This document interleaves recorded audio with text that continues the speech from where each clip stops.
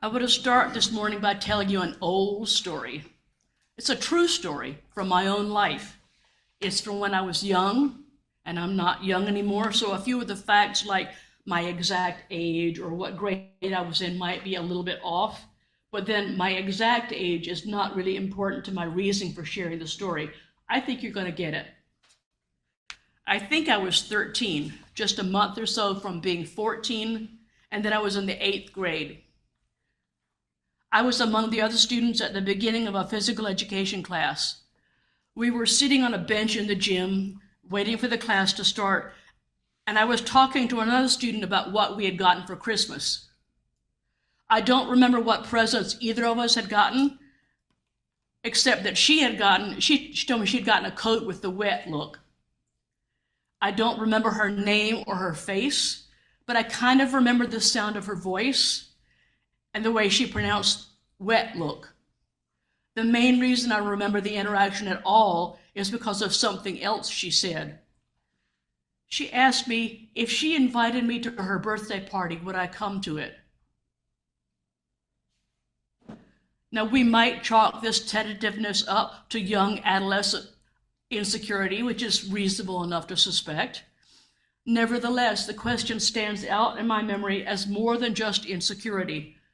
Did I mention that this girl was Black, or that the whole incident took place the year before most public schools in that area were desegregated? I had very few Black classmates before desegregation. She was one of the very few, and a small handful in most classes afterwards.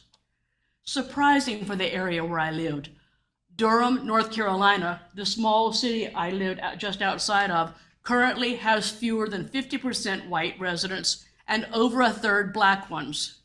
If anything, the ratio was more heavily skewed towards Black residents at that time. This is much different than most non-urban areas in this country, where the Black population is more typically 15% or less, and the white population is in the mid-80s to 90th percentile. So Durham has a much higher percentage of African American citizens than most of America outside of major cities. During the desegregation year, which was the year after the interaction I just described, Durham came to national attention for racial turmoil and governmentally imposed curfews following the desegregation implementation. That implementation had been resisted for over 12 years after the Brown versus the Board of Education decision that showed the need for integration. It showed just as clearly the strong feelings against integration. Durham is home to an historically Black university, North Carolina Central University, one of several historically Black colleges and universities, or HBCUs as they're called. It is also the site of what's referred to as Black Wall Street. It's a 4-block area in downtown Durham known for a concentration of successful Black-owned small businesses. Now, I don't know how long the phenomenon of Black Wall Street has existed, but Central, as the university is known, definitely is among my memories from that time. I never knew why, but the actual invitation to the birthday party never came. In my mind, I imagine her asking her mother if she could invite this white girl from her school to her birthday party, and her mother feeling uncomfortable, but finally avoiding the awkwardness of my presence by saying no. The mother would naturally enough have been concerned about protecting her daughter's feelings in the event that I wasn't allowed to attend, and she would have known of the tensions her daughter had to navigate every day as the result of the desegregation issue. I have thought of this incident several times in the intervening more than 55 years. We were just two 13-year-old girls who struck up a conversation and found in each other a willingness to listen and to respond in kind. The memory is so poignant, and I think the reason that I remember it is because it shows me very clearly, in an emotional, relational way, the cost of not being included. The hesitancy of both of us reflects the uncertainty we felt. Was a friendship between us possible? Could our separate worlds meet for a birthday party? What would people think? I think she was very brave even to ask the question. In that particular time and place in our nation's history, it was a risk for a Black person to reach out to a white person, to expose herself to potential rejection. To a much larger extent than most of us realize, it still is. Only as recently as a year and a half ago, I attended the high school graduation picnic of a Black coworker's son, and out of 40 or 50 people in attendance, I was one of maybe 3 or 4 white people. This is the reality in most places. Just as I was not included in my classmates' world, and she was not included in mine, the personal and social worlds of people of different skin colors, levels of ability, age, ethnicity, socioeconomic status, and cultures are often, very often, mutually exclusive. Sure, on an individual basis, pardon me, in some settings they mix. Schools, healthcare facilities, some businesses, a very few churches, but by and large, our society struggles with full inclusion. I did a little research into those areas of our common life where the issue of inclusion is addressed most clearly and deliberately, namely education and healthcare. But it was really with a look into disability activism that the light began to dawn in my mind. There are 2 models of inclusion most commonly exhibited in our culture: the medical model and the social model. Now, there's a lot that can be said about both of them, and I'm not going to give you a full presentation of either, but there is one difference that I found particularly relevant to my message today. That difference is in who is viewed as responsible for changing in order to effect full inclusion. In the medical model, the individual is expected to acquire and use, for example, a wheelchair or prosthetic limbs to deal with physical mobility issues, trained service dogs to help blind people or people with certain mental health disabilities to navigate more easily, schoolwork printed on blue paper to help students with certain learning disabilities, devices that make everyday implements such as spoons and computers usable to people with disabilities that affect their hands. There are scores more examples I could give. The assumption is that the person who doesn't use some kind of device is the norm, and it's up to the individuals to adapt to that norm. The responsibility for full inclusion falls squarely on the shoulders of those who differ from that norm. In the social model, the assumption is that the barriers that some people face to full inclusion are less what they can't do unaided and more of society's attitudes towards them, with the resulting lack of adaptation. Imagine for a moment that you use a wheelchair to get around. You are in a multi-level office building with bathrooms on every other floor. You are currently on one of the floors without a bathroom, and you desperately need to use one. You find an elevator, but whenever the doors open, the elevator fills up quickly with other people, and you can't get on. Your bladder is just about to burst. What can you do? Well, this is an example where pretty clearly the individual shouldn't have to cope alone. Whoever planned this office building should have put bathrooms on every floor. People who don't use wheelchairs should be more aware of the needs of people who do, and they might get into the habit of considering those needs. This model places responsibility for inclusion on the larger society, not on the individual. There are people with needs and characteristics that the society might not have thought of before. Designing facilities with those needs in mind demonstrates that those people are valuable too. Now, I've used examples from the disability world, but the 2 different models of inclusion, medical and social, apply to many other groups who might be included or excluded from full participation. I led off today by recounting an example of exclusion from my own life, namely a racial one. I have felt the sting of exclusion because I am female. Over and over I have felt it. Anyone who thinks they were past all that is not thinking clearly. We UUs are usually sensitive to religious exclusion, but I've been told in private conversations that some people are reluctant to declare their Christian identity for fear of denigration by some of us.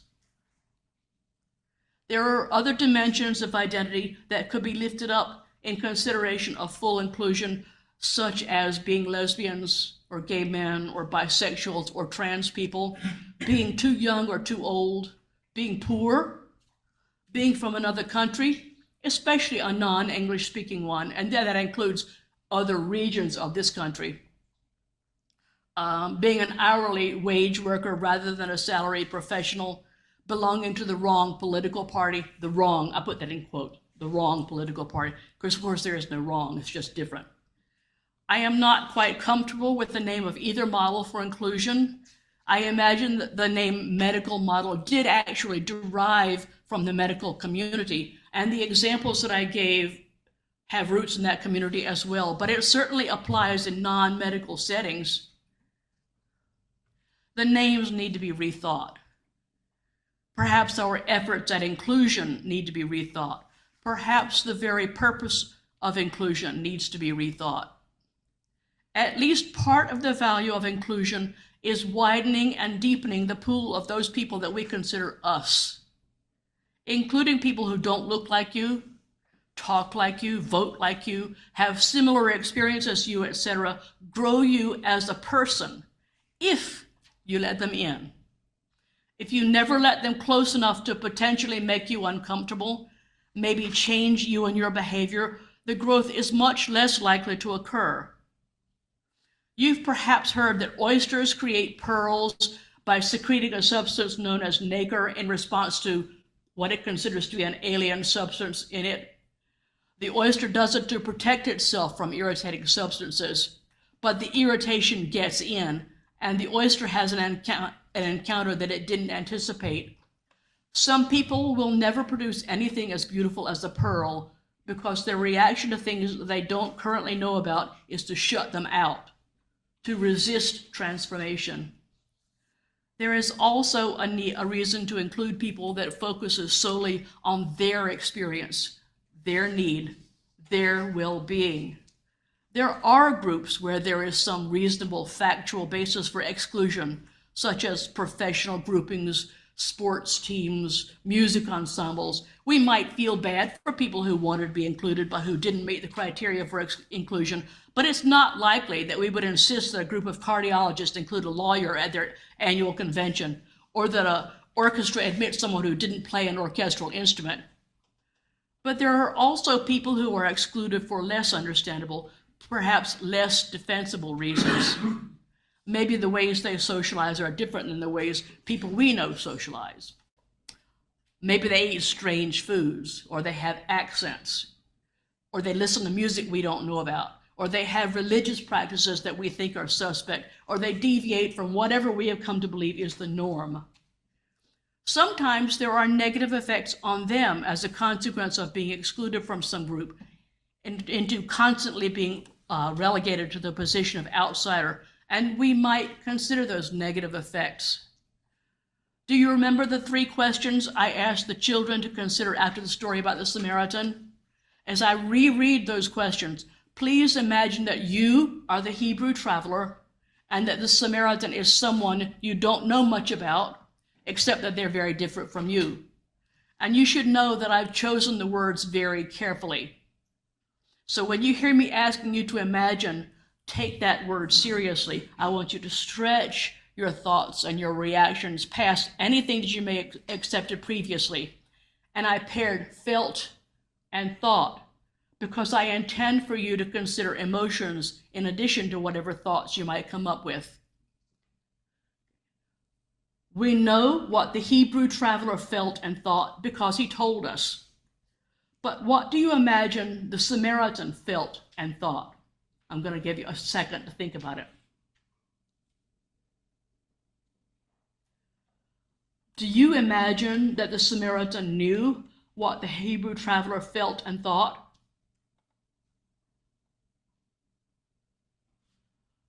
Why do you imagine that the Samaritan did what he did when he helped the Hebrew traveler?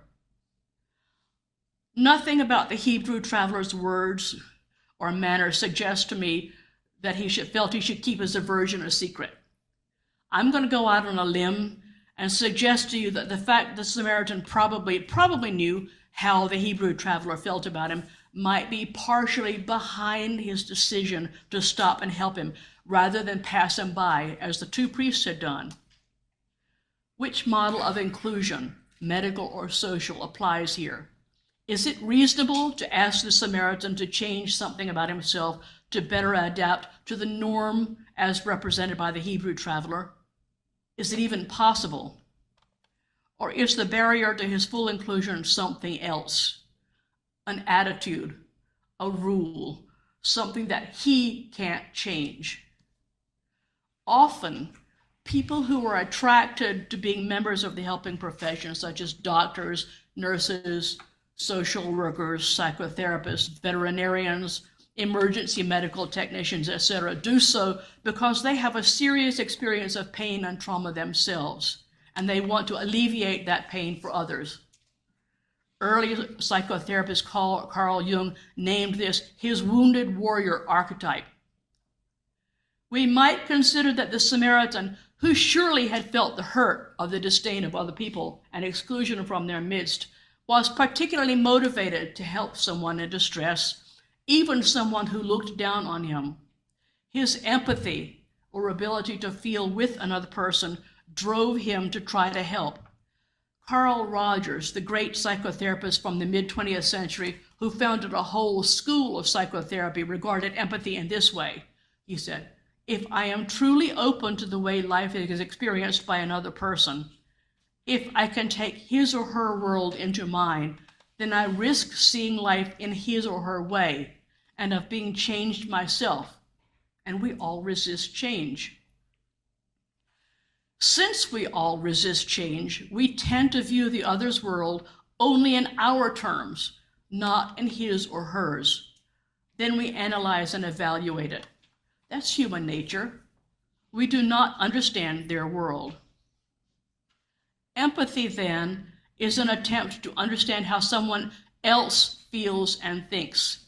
It is referred to as perspective taking and differs from sympathy, which does not take the perspective of the other. I don't mean to disparage sympathy at all. I think it's a very kind human impulse to regret the hurt or misfortune of someone outside ourselves, but it is different than empathy. The main difference between the two states is the perspective of the observer, their own or the other's. Being able to take another person's perspective is so important to a discussion of inclusion. It is a critical component of seeing another person as part of the us to which we belong. In the scenario I began with today, who is or isn't taking the other's perspective? I actually think the two 13-year-olds were doing pretty well at seeing each other with open eyes.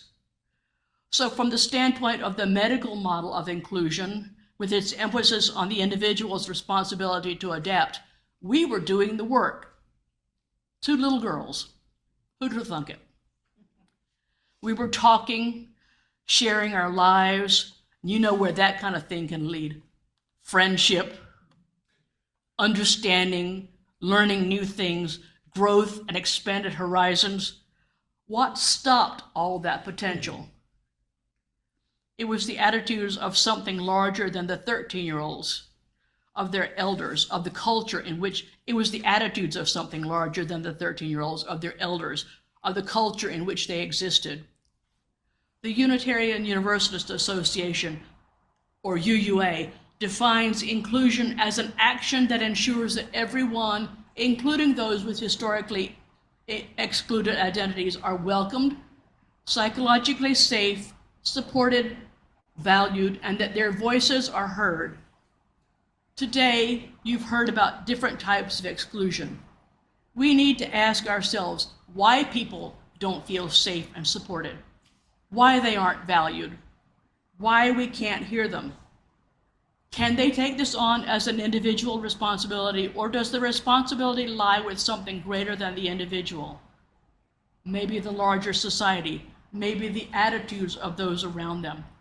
maybe the social structures of the larger group, the norms, the usual way of doing things. My friend Phyllis Alexander created a meme that she then posted on Facebook.